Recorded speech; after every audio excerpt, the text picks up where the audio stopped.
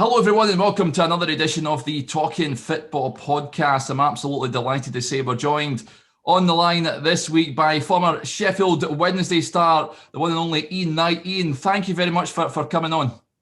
My pleasure, Derek. Glad to be here. Before we look back at the career first, Ian, I know everyone's living in this COVID land for a while now. In terms of yourself, you keeping safe and well? I am, Derek. Thank you. Yeah. Touch wood, everything's gone well. I'm one jab in, so just another couple of weeks before the second one. So all good. Yeah, fantastic stuff. Excellent. Hopefully we're back to normality sooner rather than later. The career then, Ian. I know you were born back in 1966. Was it Hartlepool you grew up in? Yes, indeed. That was my home, or is my hometown. Hartlepool on the northeast coast there of England. I was born and raised, left there when I was just 16 after finishing school, when I had the opportunity to join Barnsley as an apprentice. Yeah. And that started the football journey. Yeah. Can you remember kicking the ball around from a young age? Was it always something you done as a kid? Oh, totally. When as soon as I could walk, I had the ball at my feet and kicking around, and growing up with kids and getting into school, we'd often be on the street every night and down at the local park, and it was a full-time hobby, that's for sure. Yeah, absolutely. Was Hartlepool your team, Ian, or did you follow somebody else back then? Well, we didn't follow Hartlepool so much, if I've got to be brutally honest. Notorious club for applying for reapplying for football league status at that time. I think they hold the record the amount of time they had to reapply. Yeah. But no, in the northeast we kind of followed. It was Newcastle, Middlesbrough, Sunderland, those kind of bigger clubs, if you will. Yeah. But for me, I used to follow Liverpool and still do to this day. That was my team as a young kid. Yeah, what a team they had back then. Was there anybody you sort of aspired to be like? Any sort of role models back then? Oh, there was tons. Yeah.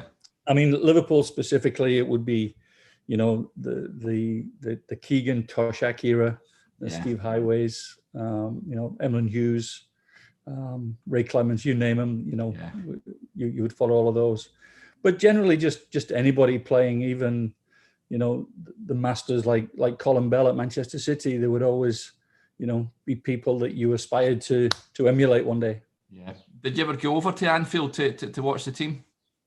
I did. I actually we made a trip. There was a supporters group, and a school friend of mine invited me along to Liverpool Aston Villa, and got to stand in the bottom of the famous Kop. Wow.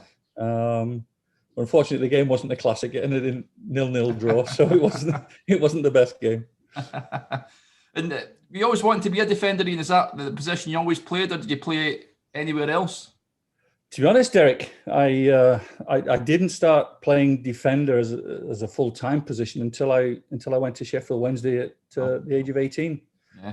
Before that, through my youth career, early in my youth career, I was a striker. Wow. I was the typical big, strong, fast kid up front. Yeah. And then during my secondary school career, I got moved back into a central midfield position. I believe one player that we had at the school left. The family moved on to another town, and the coach asked me to drop back into midfield, and I kind of played there. And that's where I got scouted, actually, playing for my school team when I got the opportunity to go to Barnsley. Yeah. And I did a 2-year apprenticeship as a centre midfield player. Yeah.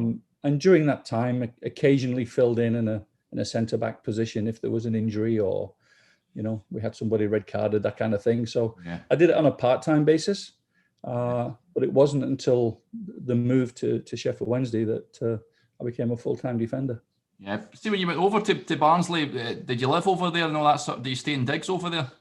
That's correct. Yeah, moved down there. Was in digs with a family in Barnsley for a short period, and then became very good friends with one of the boys, one of my apprentice colleagues, who lived in Wakefield actually.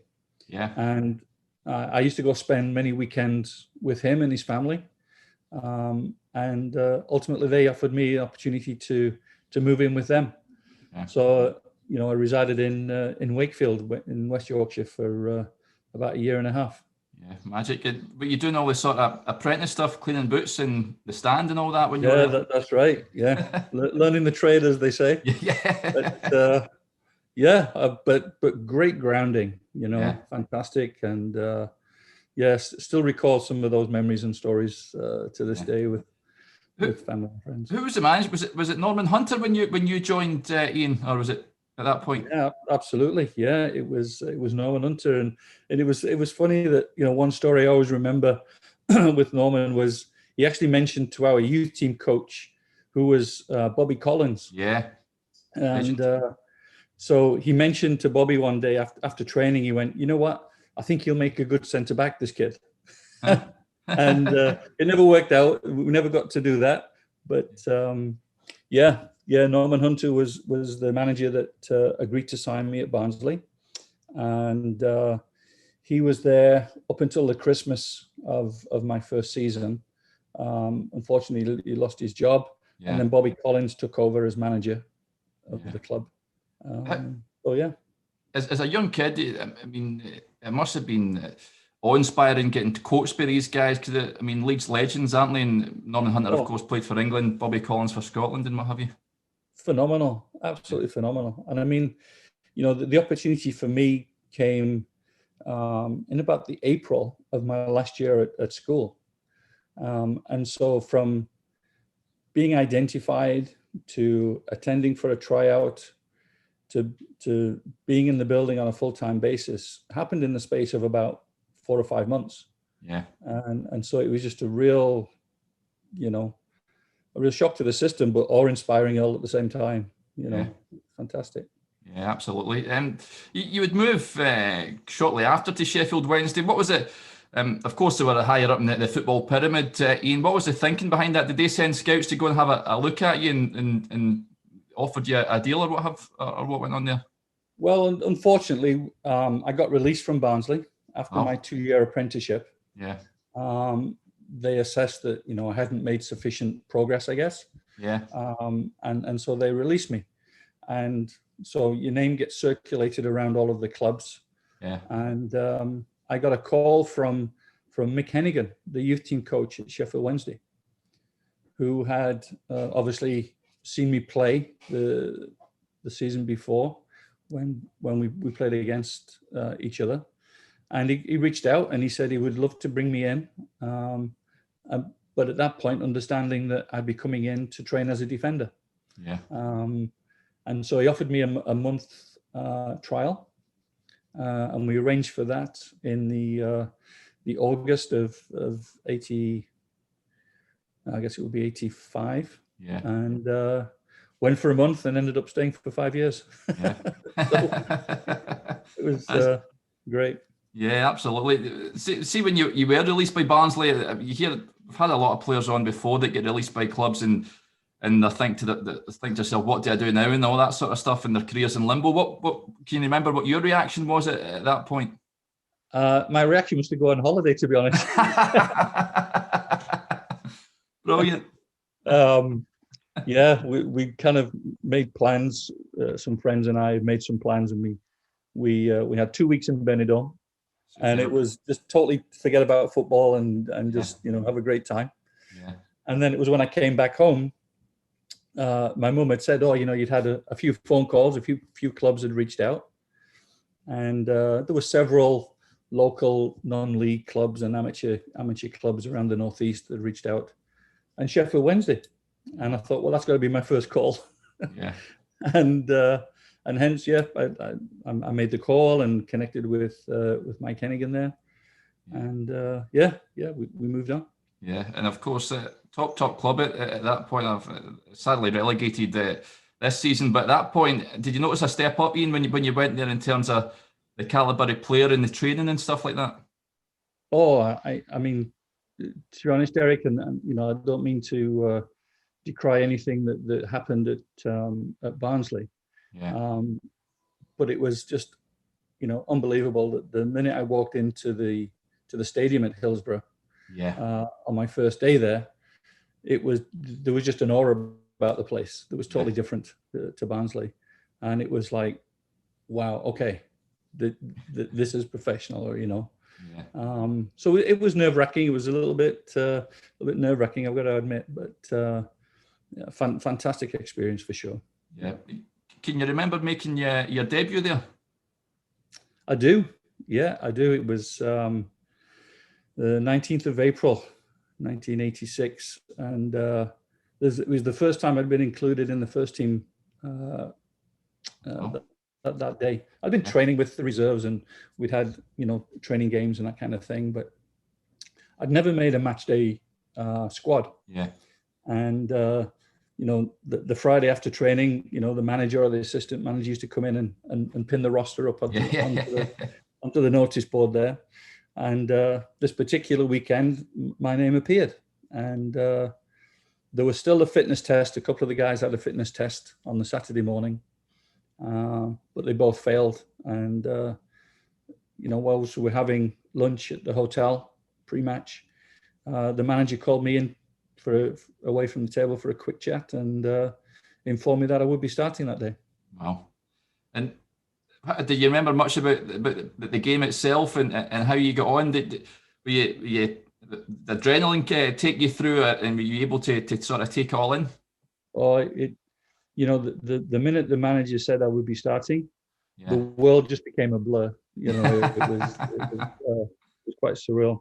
But no, I mean, in terms of the game itself, didn't start the best. I remember there was a ball that was skied really high, and I was caught in two minds whether I should go get it and hit it or let it bounce and then deal with it after. And I got caught in the middle, and of course it bounced and went over my head, and I had to turn and give chase to get back. And it was like, terrible decision, and I could just hear the moans and the groans. But no, the game certainly turned around for me. I played pretty well, I must admit, and we came away with a 2-0 win. So it was pretty successful. Yeah. How much did you enjoy Hillsborough, Ian, and playing there? I mean, it's what a fantastic football ground that is. Oh, yeah. I mean, you hear people talk about their favourite grounds and the best place to play, and certainly back in the day, Hillsborough was up there amongst the very best stadiums in the country. Yeah. To play in, fantastic. Yeah, great atmosphere, great playing surface for the most part. To be fair. Yeah. It was fantastic. Yeah, but the manager, Howard Wilkinson, I mean, what a manager he was. Great tactician, of course, a very skilled mastery of the people that have been managed by him. I've spoken to in the past. How did you find him, Ian, as a manager? I describe Howard as fair. He, as you say, very knowledgeable. Did a lot of work with the FA, and he was very highly thought of, and still is to this day for what he brought, not only to the Sheffield Wednesday Football Club, but to England and across the country. Yeah. But he had a reputation of being hard, and training was hard, and there's no getting away from that. Physically demanding, but if you had the correct attitude and applied yourself, he was on your side. You knew where he was, you knew what the expectations were, and he was fair to everyone. Yeah, but you mentioned training there. I want to say, I read Mel Sterling's book a while ago, and some of the antics that went on at training is just, I don't think it would go on in the modern day. How did you find it in the sort of the dressing room goings on? Were you the victim sometimes at some of the antics that went on there? To be fair, I don't know whether just being a young buck in the group, I didn't get picked on too much. It was pretty good, but a terrific environment, and Mel was probably at the core of most things that went on. So, it was a terrific group of players. I mean, in terms of their attitude and the professionalism and the way they went about the business, top class. Yeah, but a number of great defenders there at the time, Paul Hart, Nigel Worthington and all that. Did you learn for these guys, Ian? Oh, you couldn't fail. Yeah. Learn, Nigel Worthington on one side of you, Mel Sterland on the other, playing alongside Paul Hart, Yeah. Laurie Madden, stalwarts of the game, It was just, every day was like going to school. You always learnt something. Yeah, absolutely. That season, that first season you were, I mean, the club finished fifth in the old, what is now, of course, the Premier League, riding high. It's sad to see them where they are now, isn't it? It's crazy. You think of Sheffield Wednesday as a Premier League club, but it's not been there and up in that sort of higher echelons of the football pyramid for a while, haven't they? Yeah, it's very sad, Derek. In all honesty, how the club's declined in the recent times. It's tough to see, to be honest. Yeah. And I know, looking around social media and seeing some of the comments from some of the old players as well, some of my colleagues, it's tough. It's tough to see, and we just wish them all the best, and hopefully they can turn it around. Yeah, but did you ever play in the Sheffield derby there when you were there, Ian? I think there was a couple. I think there was a testimonial game as well that we played in. Yeah. They were always quite interesting times. But I've got to say, despite obviously the rivalry and everything, the players at the time we got along great. There was a lot of respect between the respective players groups, and it was fantastic. Yeah, absolutely. Lee Chapman was there up front as well. What a player he was. Of course, he joined Lee. Yeah, Chappie was the main man. He was the headliner at the time, you might say. He was the guy that got the goals, put his head on anything. Did very, very well. Well. Of course, you were going along nicely until, of course, that fateful game in February '87. Ian, can you remember much about that game? And of course, it's pretty much curtailed your career, which was an absolute tragedy. But what's your memories of back then? Yeah, there wasn't much of the game for me to remember, because I think the injury happened in the first 5 or 6 minutes. I just remember the game kicked off it might have been a 7:30 kickoff, and I was back laid in the physio's treatment room by 7:45. It was like it was amazing. But it was obviously devastating for myself. But life led me down a different path, I guess. Yeah.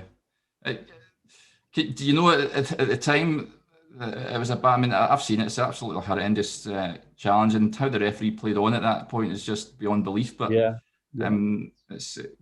No, when I hit the ground and I rolled over, my first instinctive reaction was to grab my leg. Yeah. And all I can relate it to is having a bag of wet liver in your hand. Oof. It wasn't solid. There wasn't anything. It just seemed as though my leg just kind of went between my fingers. It was really soft, and I thought, but my body just went into complete shock right away. Yeah.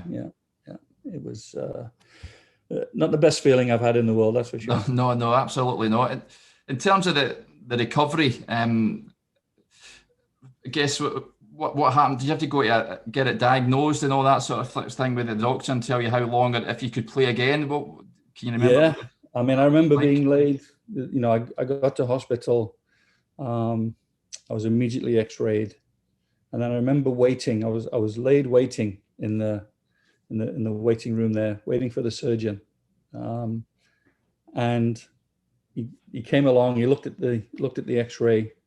He looked down over his half moon glasses. He peered over and looked at me, and he said, "I'll see you shortly." And away he went to get prepared. So, I was in for an operation that night. And I was in hospital for 10 days following the operation. But I was only home for about 3 or 4 days, and then had to go back in for a re-X-ray and have a look at how things were progressing. And the bones had shifted because obviously I became vertical at that point when coming home and on crutches, and the bones had shifted. So they had me back in for a second procedure. Yeah. And that was just a day operation. So I was in and out. But what they did do, they put a metal rod through my heel. Yeah.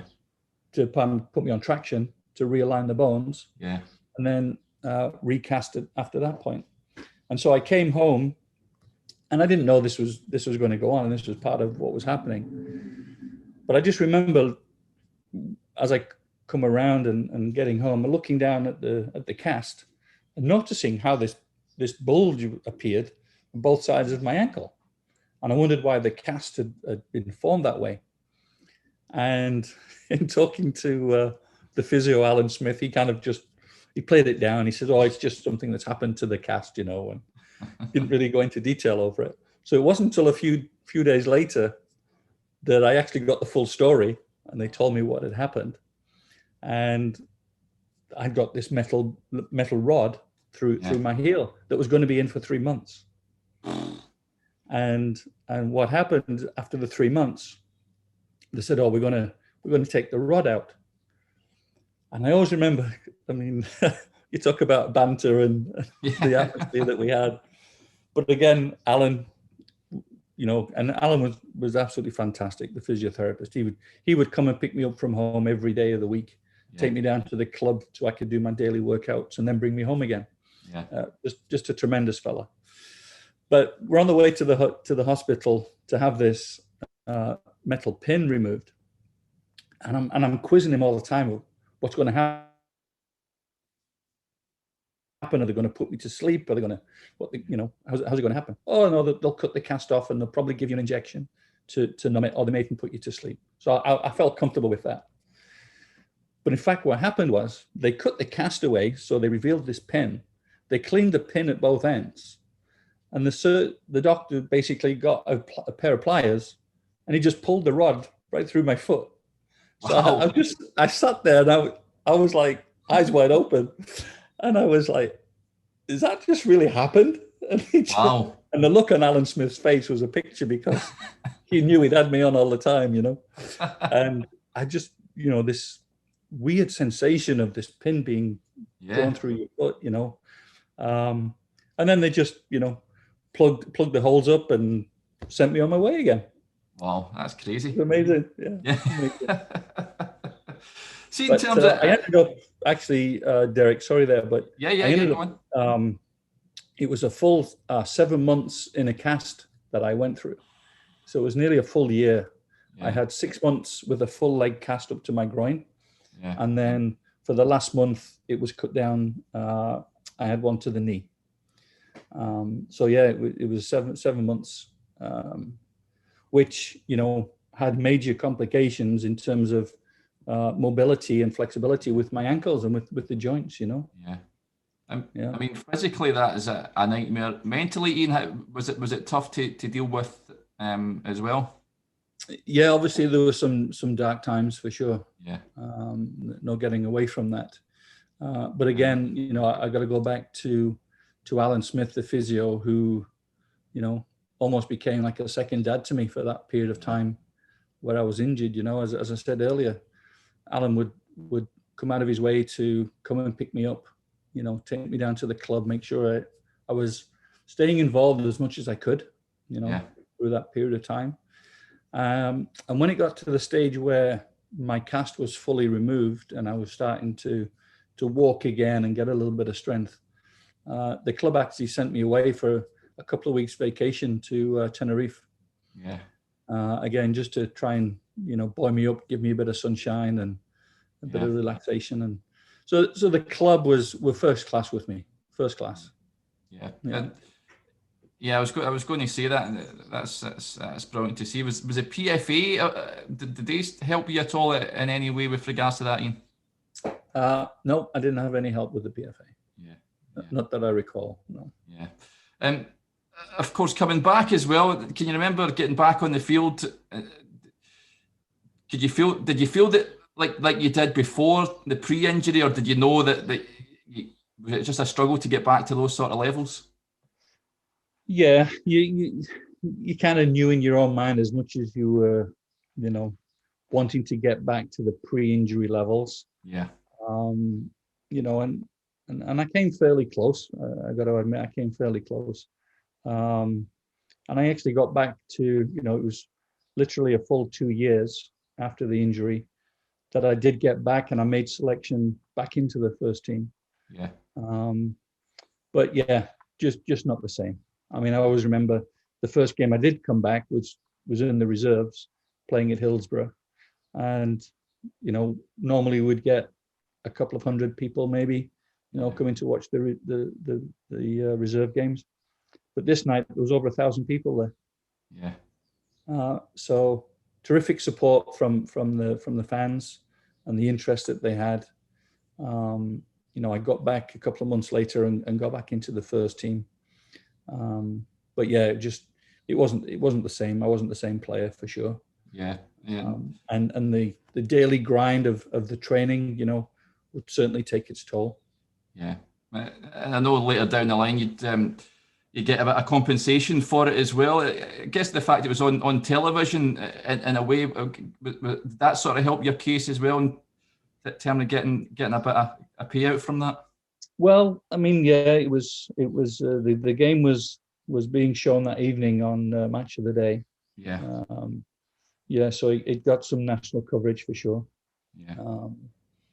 But yeah, I mean, it was ultimately when, after I'd moved to Grimsby, and had a couple of seasons there, again, full of frustration with various injuries.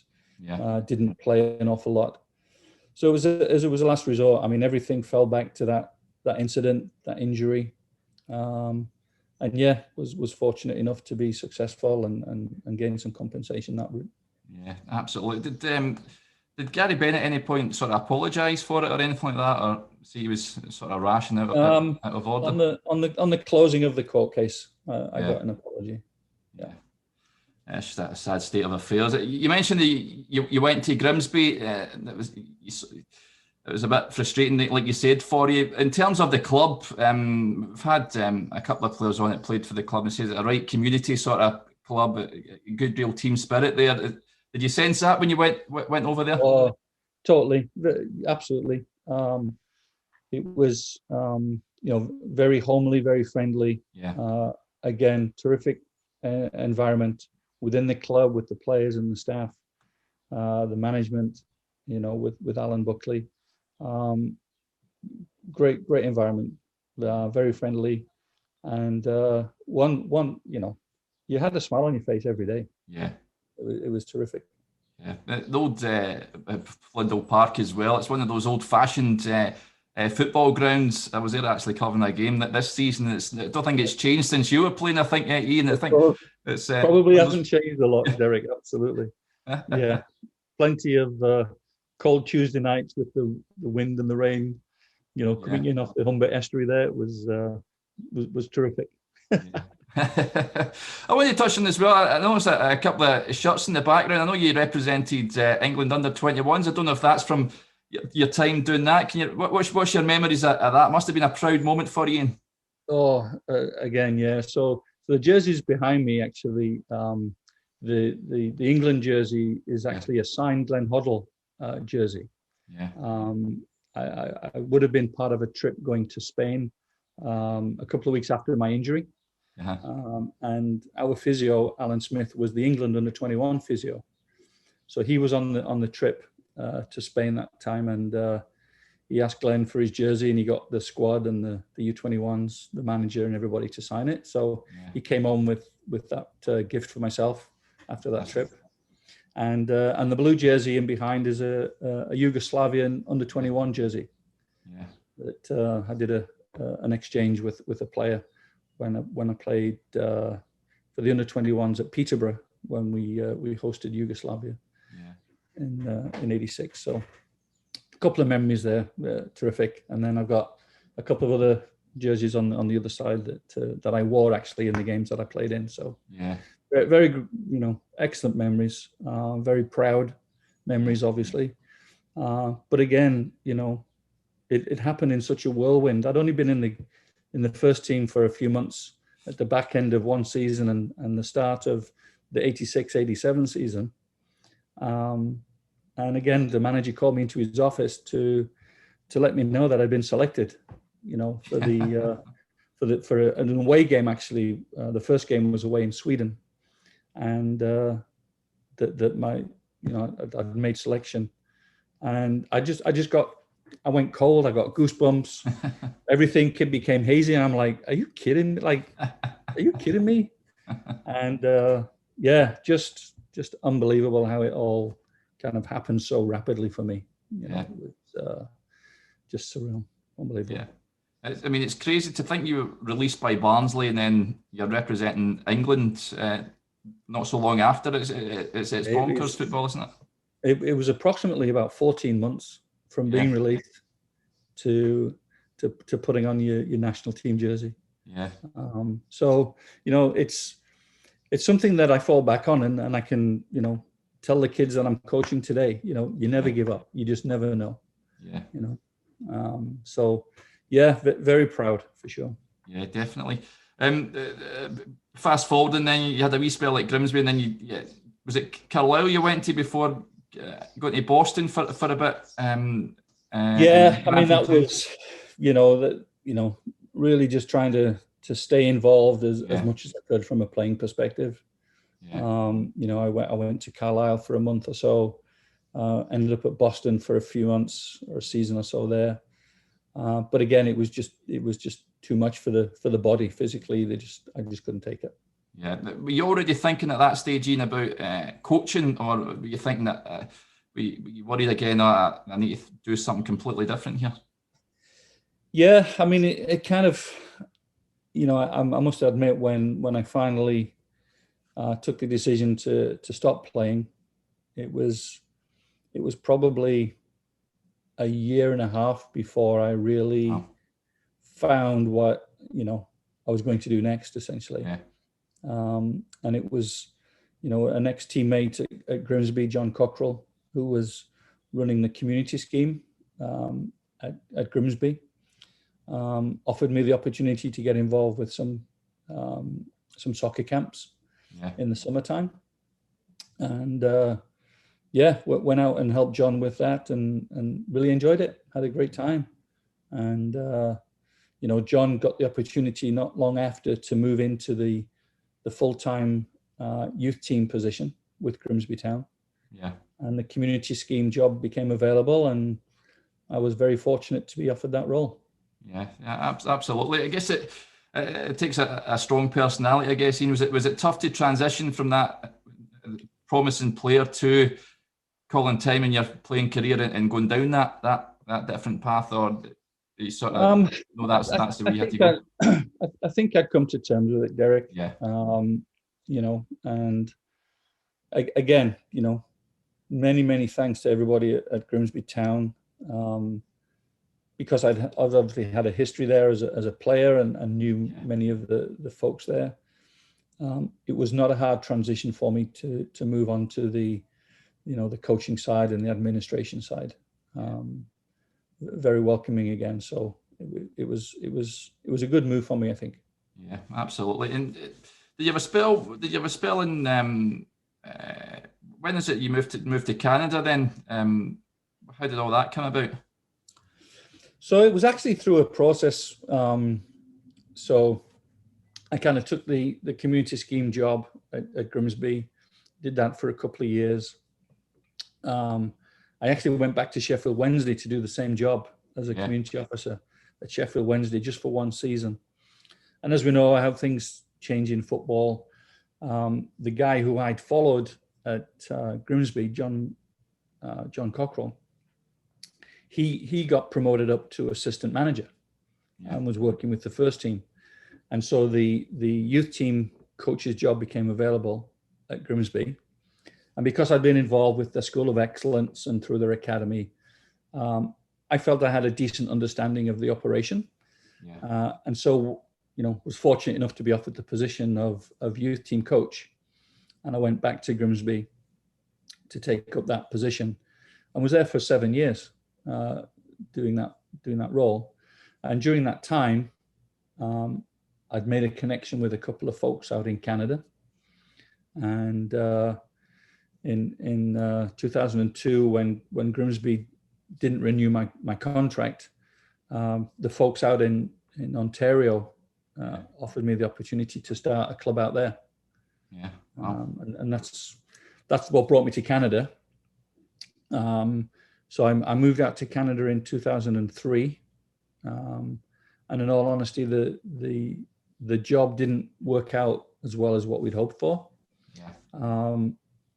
But one of my other connections I'd made in my time at Grimsby was over in British Columbia, the other side of Canada, and there was a club looking for a new head coach, Yeah. and I, reached out to my friends over on the West Coast, and they put in a good word for me, and I moved across to the West Coast. Excuse me. In the spring, the April of 2005. Yeah. And I've been here ever since. Yeah.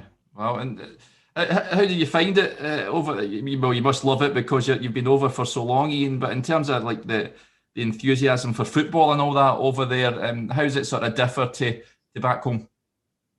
Yeah, I mean, the grassroots, the recreation level in Canada is just absolutely huge. Yeah. Phenomenal. I mean, I believe at one point, I don't know whether it still is today, but there was close to 1 million people or players registered to play soccer across Canada. Yeah. Youth and adults, and it's just huge.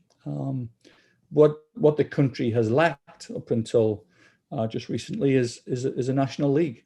Yeah. There's no national professional league. Yeah. But that's been corrected a couple of years ago with the Canadian Professional League being established. Yeah. And I'm hearing talks of other levels being introduced underneath of that, so they can get a proper pyramid built at the different levels across the country. And again, given the size of the country, it's a huge undertaking. Yeah. To try and arrange a national league when you're in a country this size that has 3 or 4 different time zones. And